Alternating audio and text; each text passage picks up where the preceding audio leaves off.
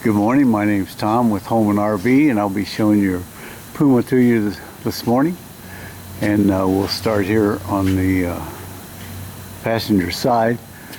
First, talk about your awning. Your awning is partially out. It's doesn't look like it's been used at all, but you want to make sure that you bring it in stormy weather.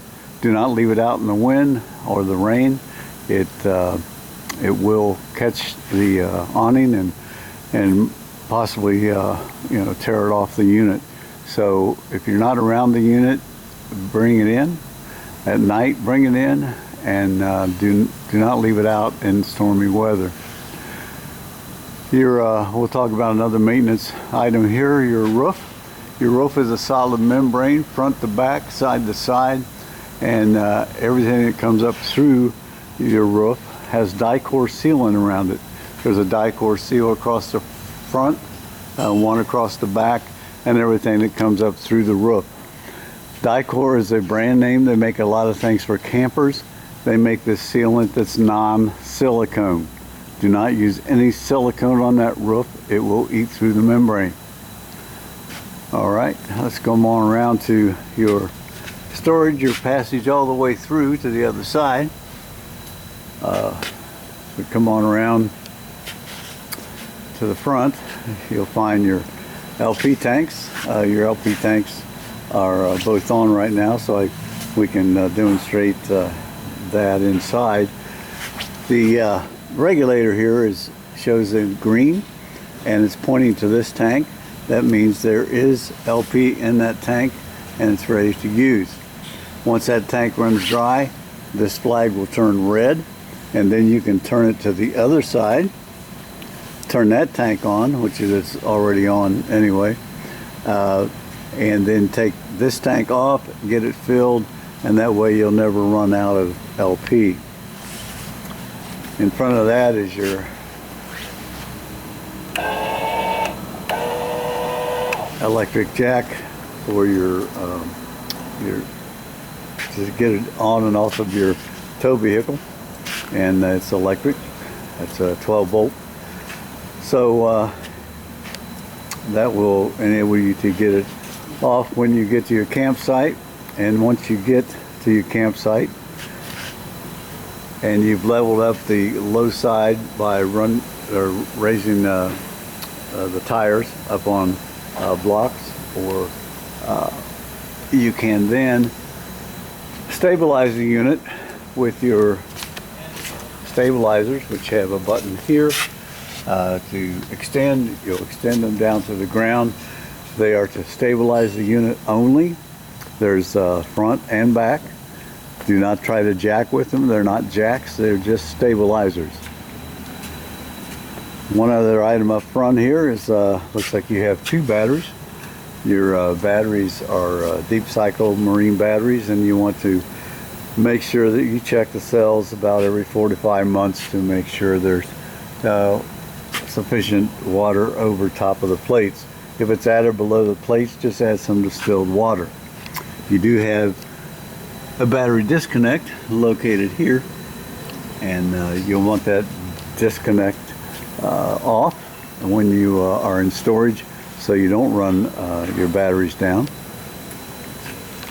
The other side of your storage here, you have your slide out, and if we come on around to the back, you have your city water connection here, and below that is an outdoor shower with hot and cold water. On your city water connection, you'll want to have a pressure regulator and make sure it stays at 55 pounds. You can get that at any RV store, or you can call our RV store and they'll ship it to you. Below that is your sewer outlet for your black and gray tanks. What you'll do is we've unscrewed the cap. It's a bayonet connection. There's a hose up front that you'll twist on the bayonet connection. Make sure that the hose is in a dump station, and once that is done, then you will pull the black valve, which is the sewer, your toilet, and let that drain. Then close that valve, and then you can pull the gray valves one at a time or both at the same time. It's your shower, your sink, and your kitchen sink. Once that's done, you can close the valves and recap your sewer outlet. Another storage back here, and then we come around. This is your cable. It's a 50 amp service. All that cable is yours all the way up to the 30 amp adapter. So if you're at a camp that does not have 50 amps, you can put you can plug it into 30 amps. The only thing you cannot do on 30 amps is run 2 ACs. I'm not sure if your unit has 2 ACs, but if it does, you cannot run both of them except on 50 amps. We come on around, there's your other stabilizer button here, and rear entrance into your bathroom, and we'll talk about that once we go inside. You have a black tank flush. This will flush out your black tank after you've dumped, and the meter inside shows that there's still something in the tank. It means there's something caught on the sensors. If that's the case, you can hook a water hose up to this, make sure that you are in a dump station, that the hose is in the dump, and the black valve is open before you turn this hose on. This hose will then flush out your black tank. If you come on around, you have a little outdoor kitchen with your small refrigerator that works while you're plugged into shore power. And then your cooktop Greystone grill is here, along with the gas connection. We'll connect to the quick connect down here. So you'll be able to connect up your cooktop, and that will run off of your LP tanks that are up front. You have hookups out here.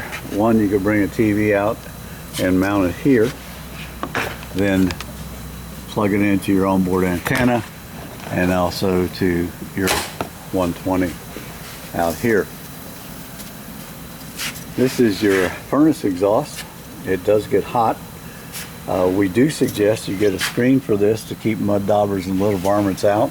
They make a screen for that purpose, and it hooks on with a spring here and here that can be purchased at any RV store as well. This is your fresh tank fill. If you're not going to a campsite that has city water, then you'll want to put water in your fresh tank, which is your onboard tank. Your onboard tank has a demand pump, and that demand pump will turn on and bring water out of that fresh tank to any point that you turn the valve on to. Once you turn the valve off, the sink or the toilet flush or the shower, once you turn those valves off, then the pump will turn off as well. Your water heater is located here. It's electric and gas. The electric button is underneath here, so you'll need to turn that on. Your unit's been winterized, and so the anti-rod has been taken out. You'll once you winterize the unit, you'll put that back in.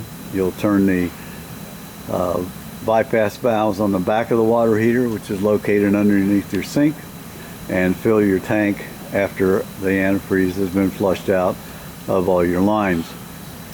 We do not want to put antifreeze in that tank. It just is not a good idea. You do have a blow-off valve, so once you're filling your tank, you'll want to check that valve and pull it slightly until water comes out, and then you'll know that the tank is full and ready for use.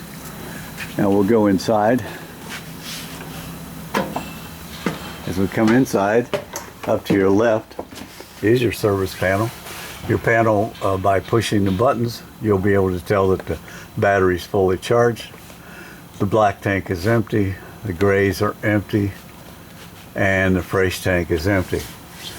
You do have the water pump here. The water pump is only to be used when you have onboard water and you're not using city water. If you're using city water, the pressure from the city water will be sufficient. This water pump is only for your onboard tank. Water heater, you turn it on here, and that will turn on your gas.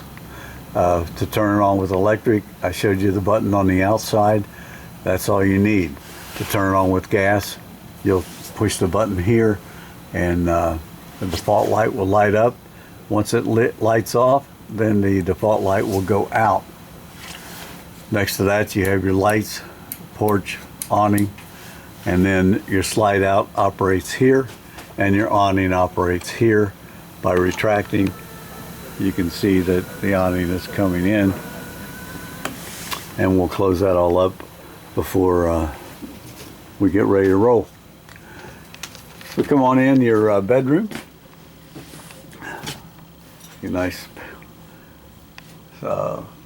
storage on each side and above. There is storage underneath the bed,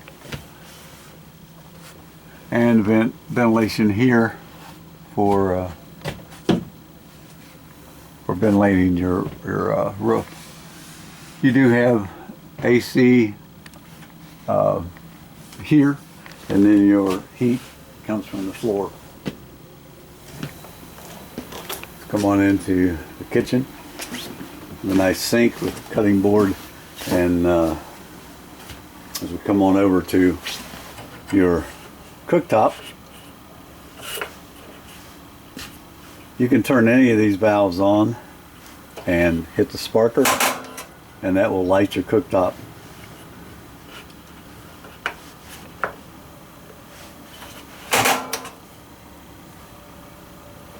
You also have lights here. Make sure everything's off.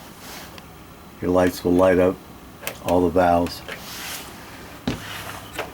And below that, you have your oven. Your oven can light off with the sparker as well by turning it to the pilot, pushing it in as you turn the sparker, and that will light the pilot.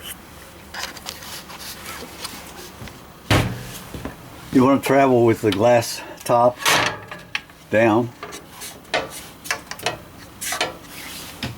when you're traveling. You have a accent light here, and then lights over top of your cooktop as well as your fan. Nice microwave. And your refrigerator is 12 volt, so it will be on while you're traveling down the road because you'll be plugged into a tow vehicle, and it'll also draw off of the batteries on the front of the unit. You come on down, you have your breaker panel. You have all your 110s, and they're marked as to what they go to, and then you have your 12 volts above that.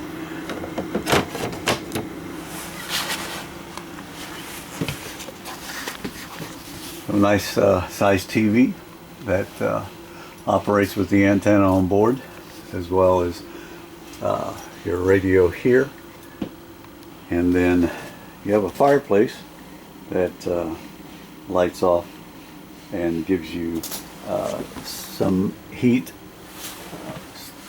which will take the chill off in the mornings. Next you have your furnace here, and you just choose a mode, furnace, temperature. You can run that up or down, fan, and then off. So it's a thermostat much like you would have at home. And you run through the modes. You can turn the AC on or the furnace on or the fan. So coming into the bathroom, you have a nice sized shower as well as a vent. You want to make sure that when you're traveling, you lock the shower doors in with this latch. If it's left open, the doors will slide back and forth, and you may have breakage. So do not travel without it being latched. As you can see, your unit has been winterized with the antifreeze shown here, and in order to once it's de-winterized, if you want to use the unit, you'll press the foot pedal down slightly until water comes in, but the valve's not open. Once the water is filled to the level you wish to use it, then you use it. After use, you'll push the pedal all the way down, and that will flush it right into the black tank. This is also where you're going to put your black tank chemicals. Your black tank chemicals, you can use many different types. They have packets, they have liquid. Anything for use in RV will be good, but do not use anything else except RV approved chemicals. Then you have your sink, the GFI, nice cabinet, and I believe light switches are here. Fan, light switch.